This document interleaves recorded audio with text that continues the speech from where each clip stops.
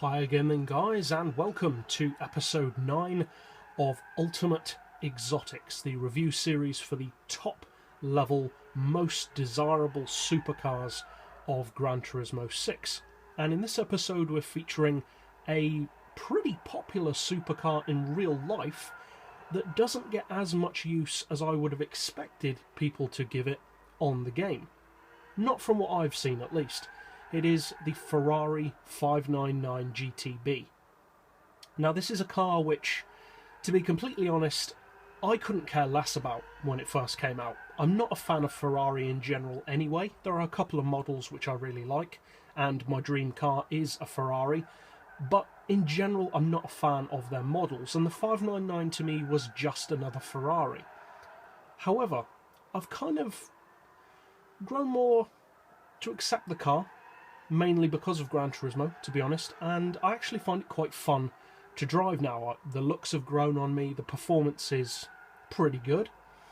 We'll get to the performance more in a second, but overall it's a better car than I gave it credit for. It's not just another Ferrari, it is a genuinely good car in its own way.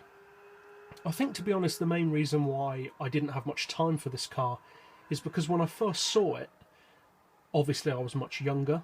I was much more of a fan of Mercedes cars back then, and it looked to me like they were just trying to make a rip-off of the SLR McLaren. Obviously, that's not the case, and although it does share some visual similarities with the SLR in terms of its shape and style, being more of a GT cruiser than a pure track day supercar, it is similar, but of course not the same. There are plenty of differences between the two cars. So what does this supercar have to offer? Because surely there must be a reason why more people don't use it, when in real life so many people seem to absolutely love the 599. And to be honest, on paper it's got everything you could really want from a supercar.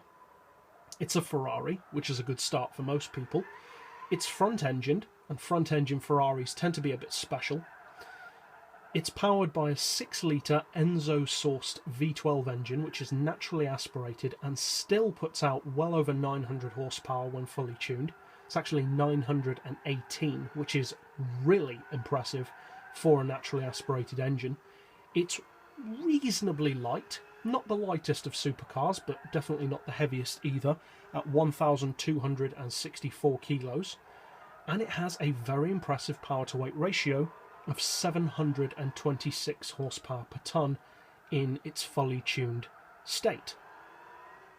Plus, it's actually pretty well priced. It costs 320,000 credits, which, although not cheap, does significantly undercut many of the other supercars in the game. So why don't people use it more? Well, I'm not exactly sure, to be honest, because it's a very good car. It doesn't have necessarily the best stats in the game or the best racing ability of even the supercar class, but still there are plenty of vehicles on Gran Turismo that aren't the best, but people still love them. So I'm not sure exactly why people don't use this car more. It must be just a personal preference thing, because it's definitely not a bad car. Now, that said, its performance is a little bit off the pace of some of its rivals, primarily in terms of top speed, because with 900 horsepower, a V12 engine, relatively lightweight, front engine rear-wheel drive, and of course a supercar, you'd expect it to be probably at least the same level in a straight line as something like a Corvette or a Viper.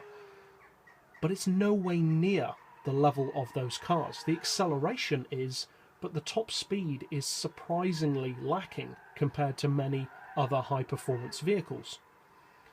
The top speed is around the 270 region without NOS or draft, and although it can do well over 300 with draft, most supercars tend to cruise at almost 300 anyway, at least the 280 region, so this car does fall behind other supercars in the game. In fact, it falls behind most of the other supercars in the game if you compare their raw top speeds.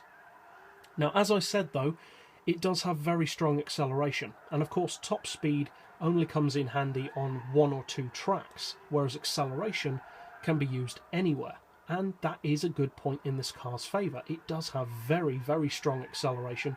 It launches off the line very quickly for a rear-wheel drive car, There is wheel spin, of course, but it still really shifts off the line. The mid-range acceleration is actually up there with the best of them in the supercar class.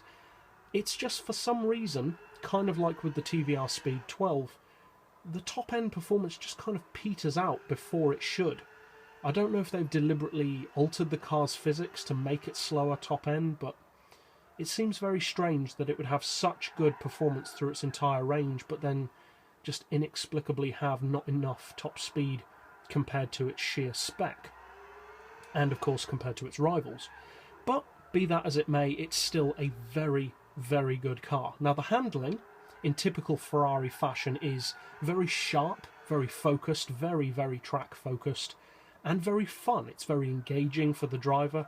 Everything about the car is just that. That's the best way to describe the 599. It's very engaging to drive. Everything about it, the look, the sound, the speed, the handling, it's all very immersive for the driver. However, also like other Ferraris, the handling can be a little bit skittish. With 900 horsepower going through the rear wheels, that's probably not too surprising.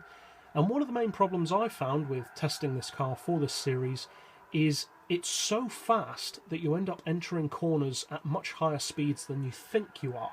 And so you tend to brake a bit later than you actually need to. Well, that's what I found with my personal driving of the car. Anyway, the brakes are good enough.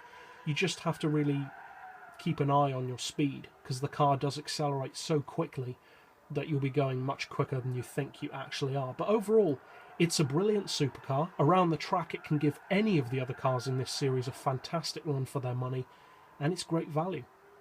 So that's it for this episode. I'll see you guys next time, and as always, thanks for watching.